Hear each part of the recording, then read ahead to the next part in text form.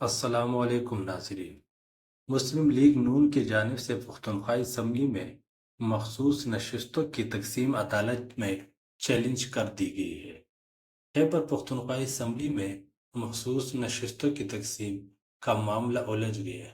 مسلم league نون نے election commission کی مخصوص نشستوں کی تقسیم کو پشاور ہائی کورٹ میں چیلنج کر دیا۔ مسلم لیگ نون نے بیرسٹر ثاقب رضا سے درخواست دائر کی ہے، جس میں موقف اختیار کیا گیا ہے کہ مسلم لیگ نون کی خیبر پختونخوا اسمبلی میں 7 سیٹیں ہیں۔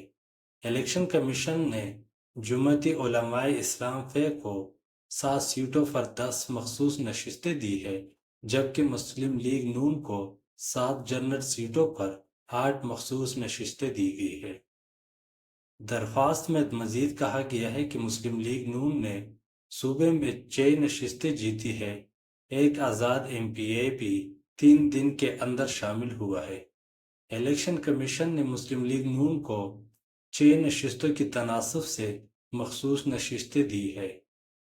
مسلم لیگ نون کی درخواست میں استدعا کی گئی ہے کہ مخصوص نشستوں سے متعلق الیکشن کمیشن کا اعلامیہ کالعدم قرار دیا جائے۔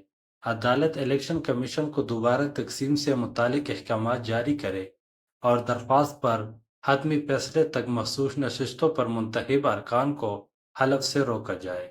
تو یہ تھی آج کی ویڈیو۔ اگر آپ کو ویڈیو اچھی لگی اس چینل کو سبسکرائب کریں، میری ویڈیو کو لائک کریں۔ اللہ حافظ۔